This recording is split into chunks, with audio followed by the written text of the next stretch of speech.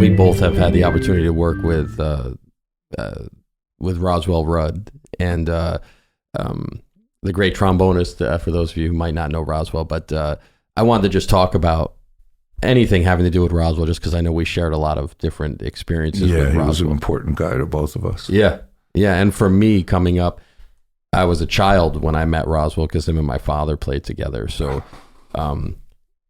I didn't think of Roswell being an unusual experience, or how lucky I was to he was just a very loving, hilarious, caring human who happened to play trombone and piano, and I just didn't I didn't know that was an unusual experience and how lucky I was as a kid. But as I got older and played, I spent a lot of time either at Roswell's house with my father or hearing them play the music of Thelonious Monk as a regular occurrence. Him and my father would, after they got done with the gig, then they would hang and play like all of these great Monk tunes. And then you know now how amazing that was.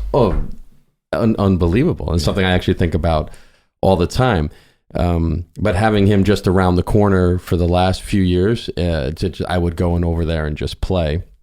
And I know I just wanted to talk about Roswell a little bit, just because I know that he was important in your life as well, and incredibly important. And unlike you, I only met him when we moved back up here in and around 04, 05. And at that point in my life, and almost at every other point in my life, I was always mindful of the experience of being mentored, and was very, very grateful. I am very, very grateful about my own personal exposure to mentoring. I've been most fortunate and above and beyond music. Going back to my dad and mom and various teachers in my life, whether they were from school or not, I kind of hit the jackpot with regards to mentors. And at a certain point in life, 60s, 50s, whatever, when you're older, you get to provide that to others as well. And opportunities to be mentored grow thinner.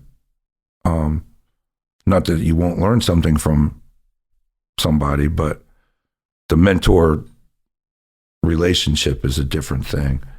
And with Roswell, when I first met him, it was socially, and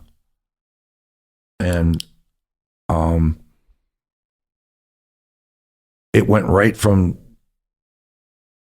acquaintance to friend to mentor, like really fast. And I couldn't believe my fortune, my great good fortune of having a mentor later in life, you know, and having somebody who gave me that feeling of being in the presence of somebody whose intent towards you was beneficent and educational and supportive. Yeah. And, you know, like any mentor would be. And then the fact that we actually got to play music on top of that was just a bonus. Whatever he was doing in life, it was like, I never thought about it as, oh, this is music and this is not. He was always just Roswell. He just happened to have a trombone in his hand or a piano under his fingers, you know, but he only was the way he was. Like you know, some people you're like, oh, there's multiple sides to that person. Like with Roswell, I never partitioned it. He was engaged from the moment. Like I remember walking into his house a bunch in Verna. Roswell, he knew I loved his coffee. So he would just ask me if I wanted coffee, and then he would joyfully make a cup of coffee for you, and then it was the most delicious. Whatever he did, he had some way of doing it, but he approached it the same way that as if you said, "Let's play Confirmation," or "Let's play whatever tune," or we talked. We spent hours talking about, just going back and forth about. Horace Silver came up a lot. Herbie Nichols was another one. Yeah, he was curating that tunes. stuff. Yeah. Yeah, and he had this book that he wrote about Herbie's music. I have it. It's great. I have that too. Yeah, and no matter what, if we were talking about Herbie Nichols or we were talking about coffee, it was the same Roswell. Yep. Pureness of spirit, or however you want to describe it. Yeah. There were times where we would have a dinner engagement. He and Verna would come over to dinner, or we would go over there. He would come over to my house for dinner, and before the amenities, would walk over to my piano and drop a piece of sheet music off, and not say anything. Yeah. And then we would have dinner, and later I would go explore what he left for me, and then call him up and say, "All right, I think I got it." Yeah, and play it for him. He's like, "You don't have to play it so fast." Yeah. He was proof to me that you're never too old to have somebody come in your life and teach you. And he was that guy to almost everybody that knew him. He was also never too old to be on the receiving end of learning something, which I always thought was like at the time that we were hanging out, I was really into this Kurt Rosenwinkel record, and I still am, called The Remedy. And I transcribed this tune. I don't know how long it took me. I don't know if you know that album, but it's a bit of it's a tune, and it has 3 distinct sections, and they're all have their own challenges. And every time we got together, I wrote it out. He wanted to play it, and that tune, I still can't play that tune. I can't play over it. And then, but Roz he thought of it as a great workout, and there's no way. He just didn't look at it as like, oh, I'm uncomfortable with this, so I don't want to do it. It was quite the opposite. I think he kind of still at that age was still looking for that disruptive thing that would still get his creative. It was a challenge to him, but he was curating those challenges. Even he was glorious, just a glorious spirit. Yeah. And I think our feelings are very similar to almost everybody that knew him. Yeah. It was so consistent and loving and caring and specific to each person he met. Yeah. Yeah. Everybody had their own Roswell experience. That's right. Yeah. That's right. I wrote a lot of tunes on his piano. I would go up there just to write. The grand in the living room? Yeah. And the piano would teach me what it wanted me to play, and I would follow it. And then Roswell would say, "The Heavenly Half Step." And I'd be like, "What?" He goes, "Yep, that's what the title is." He would title my he would title what you, oh, wow. And then go, "Write a bridge." And I'd write a bridge on them.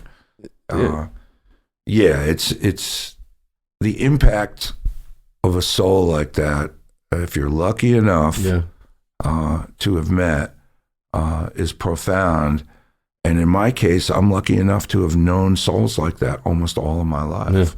Yeah. And Roswell was clearly the last and most prominent that way.